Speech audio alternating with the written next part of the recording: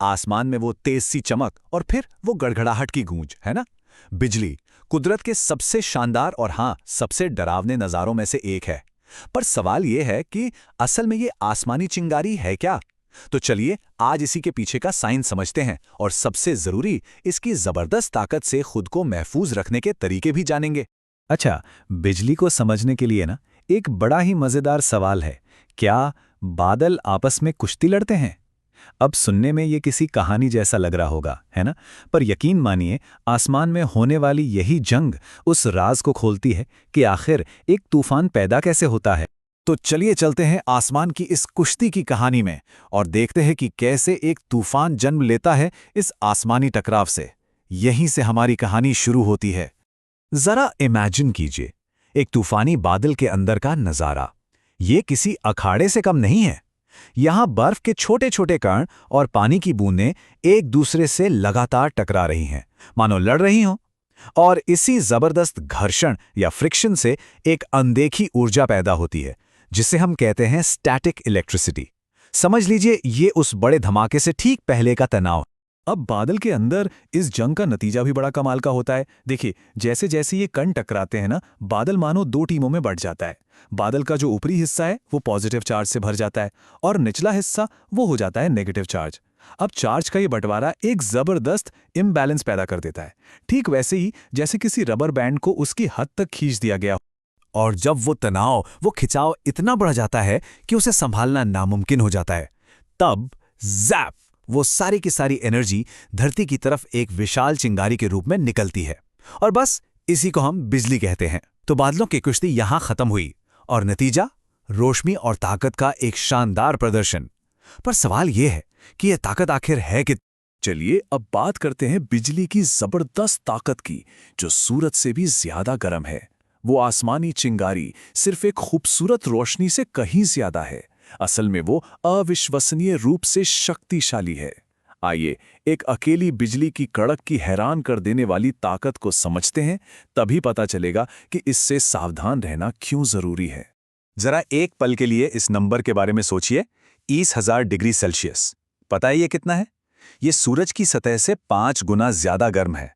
सोच कर देखिए, एक पल में इतनी गर्मी पैदा करने के लिए कितनी जबरदस्त ताकत लगती होगी। ये कुदरत की असली शक्ति का एक नमूना है। और अगर ये गर्मी काफी नहीं थी, तो चलिए एनर्जी की बात करते हैं।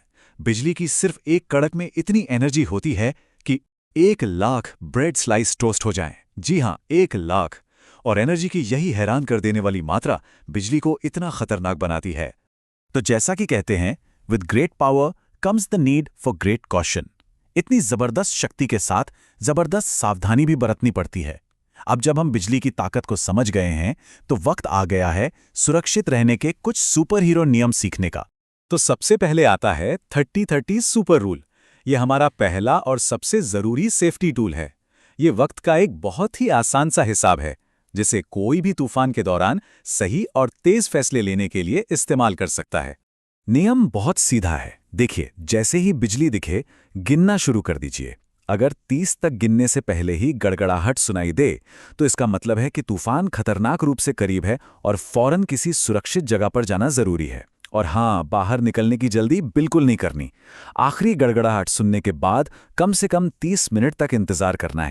चलिए अब बात करते हैं घर के अंदर और बाहर की सेफ्टी की।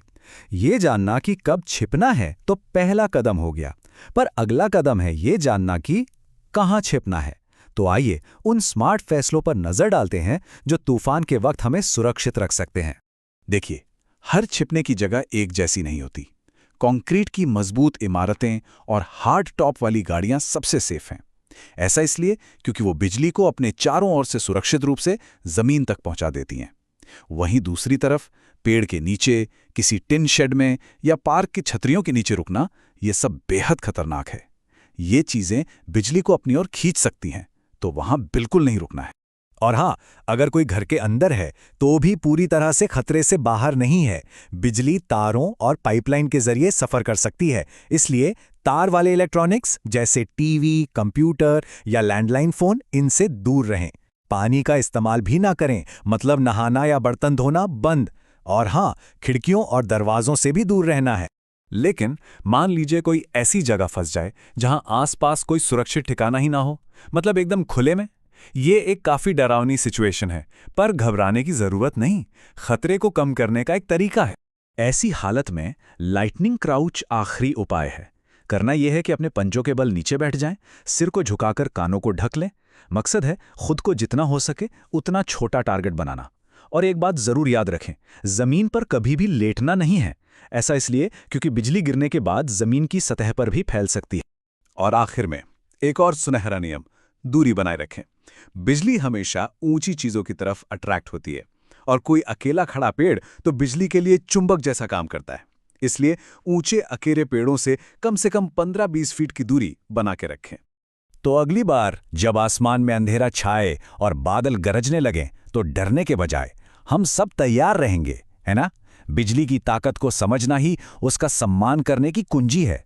अब हमें पता है कि क्या करना है, तो बस सावधान रहें और सुरक्षित रहें।